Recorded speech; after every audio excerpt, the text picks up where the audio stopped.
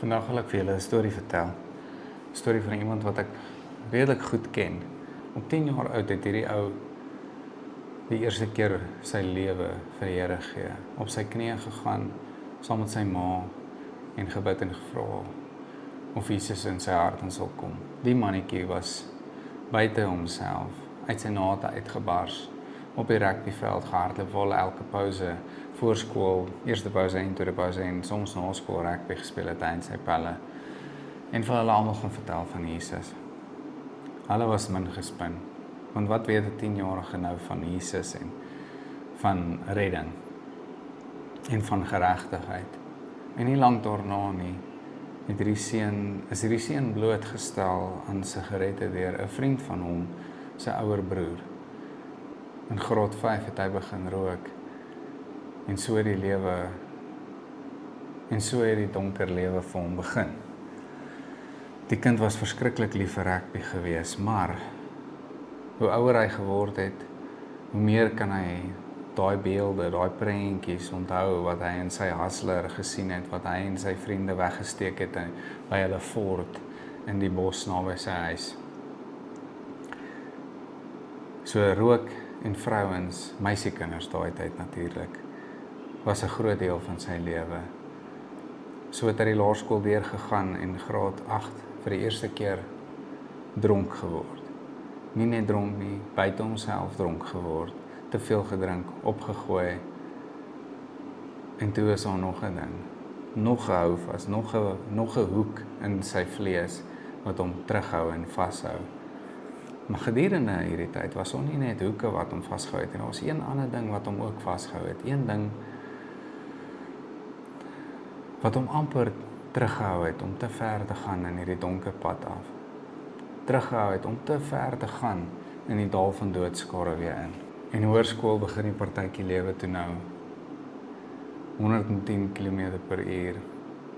En daai tou wat hom terughou, daai tou wat hom vashou, daai tou wat hom keer om te ver te gaan, trek hom toe 'n bietjie terug in graad 9 en hy begin regtig toegewyd raak aan 'n gemeente in sonnaarskool by sy vriend, 'n goeie vriend van hom se pa se kerk, waar sy pa die stigterslid en hoofpastoor was. Hy word gedoop in graad 9 en hy loop vir 'n goeie paar maande 'n reguit pad en stap saam met die Here en probeer sy bes om op te hou met die kwale waarmee hy so gesukkel het van kleins af. Nie lank daarna nie val hy weer terug in dieselfde spiraal, in dieselfde vicious cycle, soos hulle sê, en begin weer rook, begin weer drink, begin weer meisies jaag, sal ek sê. En so gaan sy lewe aan. Maar daai tou wat vasgemaak is aan hom, laat gaan hom nie. 'n paar maande na graad 9 verloor hy sy regverdigheid vir die eerste keer. En dit skok hom diep. Dit slat hom plat. Dit bring gedagtes van selfmoord in sy hart op. Dit bring gedagtes dat hy nie goed genoeg is nie. Dit bring gedagtes dat die wêreld beter af sal wees sonder hom. En hy begin in 'n joernaal skryf, en hy skryf walglike briewe van hoe hy sy pa wil verwoes, en hoe hy sy pa haat, en hoe hy sy ma haat, en hoe hy wens hulle was eerder nie daar nie, maar meer as dit alles, wens hy dat hy nie daar was nie. Hierdie tiener, hierdie 16-jarige seun, gaan deur 'n ongelooflike donker tyd in sy lewe, en hy skryf dit alles neer in 'n klomp boeke. Dinge waaroor hy nou 10 'n hele boek kan uitlê. En dit gebeur nie net een keer nie, dit gebeur 'n paar keer, en elke keer word daai selfmoordgedagtes en neigings net groter en sterker, tot op 'n punt waar hy voel soos 'n loser. Hy werk in 'n boekwinkel vir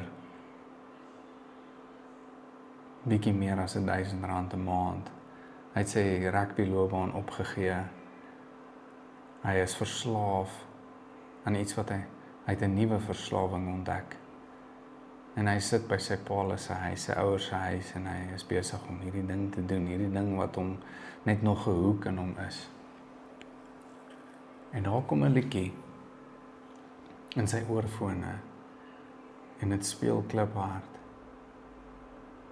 En die woorde is so: I heard a voice through the discord, a deluge of passers-by, and I saw one gaze frozen in time, watching me passing by. And I swear I'll know that face in the crowd, and I'll hear your voice so loud when you're whispering, hey unfaithful, I will teach you to be stronger, to be stronger.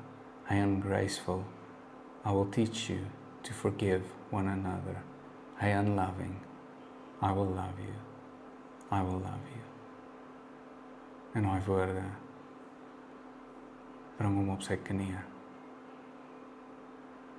Daai woorde bring hom, daai woorde breek die waters van die diepte soos 'n Noag se vloed uit. En dit stroom by sy gesig af. En die einde van die lied sê, Jesus, I'm ready to come home. En 2 weke gaan verby, wat nie veel verander nie. En hulle gaan op 'n naweek weg om te gaan partytjie hou vir sy verjaarsdag. En op hierdie naweek, die eerste aand, half gesyp,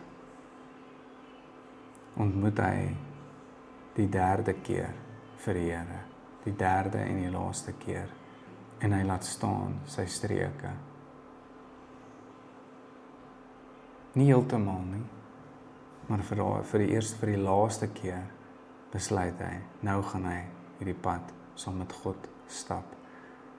En hierdie keer gaan hy toelaat. Laat God die goed verwyder uit sy lewe uit wat nie daar moet wees nie. Want die vorige 2 kere het hy self probeer om op te hou. Hierdie keer gaan hy God toelaat om te werk. En hierdie ou, hy duik diep in die Bybel in en hy lees en hy lees en hy lees en hy luister gospel musiek en hy probeer soveel as moontlik goed doen wat hom nader aan die Here bring. En op 'n dag kom hy op 'n liedjie af, The Suffering Servant van Dustin Kensrue. En dit is gebaseer op Jesaja 53, wat ek graag vandag vir julle wil lees. Want in daai oomblik besef hierdie ou dat daai woorde vir hom geskryf is. Dat daai woorde geskryf is oor sy lewe. Dat dit sy storie is wat opgeskryf is in die Bybel. So wees asseblief geduldig met my as ek hierdie vir julle lees. Who has believed what we have heard, and to whom has the arm of the Lord been revealed? He grew up before him like a young plant, and like a root out of the dry ground. He didn't have an impressive form or majesty that we should look at him, no appearance that we should desire him. He was despised and rejected by men, a man of suffering who knew what sickness was. He was like someone people turned away from. He was despised and we didn't value him. Yet he himself bore our sicknesses and he carried our pains. But we in turn regarded him stricken, struck down by God and afflicted. But he was pierced because of our rebellion, crushed because of our iniquities. Punishment for our peace was on him, and we are healed by his wounds. We all went astray like sheep. We all have turned to our own way, and the Lord has punished him for the iniquity of us all. He was oppressed and afflicted, yet he did not open his mouth. Like a lamb led to the slaughter, and like a sheep silent before his shearers, he did not open his mouth. He was taken away because of oppression and judgment. And who considered his fate? For he was cut off from the land of the living. He was struck because of my people's rebellion. He was assigned a grave with the wicked, but he was with a rich man at his death, because he had done no violence and had not spoken deceitfully. Yet the Lord was pleased to crush him severely when you make him a guilt offering. He will see his seed, he will prolong his days, and by his hand the Lord's pleasure will be accomplished. After his anguish, he will see light and be satisfied by his knowledge. My righteous servant will justify many, and he will carry their iniquities. Therefore, I will give him the many as a portion, and he will receive the mighty as spoil, because he willingly submitted to death and was counted among the rebels. Yet he bore the sin of many and interceded for the rebels. En toe ek hierdie hoor, toe besef ek, Jesus het hierdie punishment wat my toe moes kom, gevat op homself. Van daai persoon, wie se storie julle nou gehoor het, is ek. En daai liedjie wat ek julle van vertel het, wat my tot die laaste keer tot my knie gebring het, is hierdie liedjie hierso. In hierdie paastyd wil ek net vir julle sê, jou sonde is nie groot genoeg nie. Jesus het jou iniquity kom dra. Hy het die punishment gevat vir ons rebellie. Alles wat ons teen God gedoen het, alles wat ons onwaardig gemaak het, elke keer wat ons die merk gemis het, elke keer wat ons kort geskiet het Jesus reeds gedra na die kruis toe. Dit maak dit nie reg om dit aan te hou doen nie.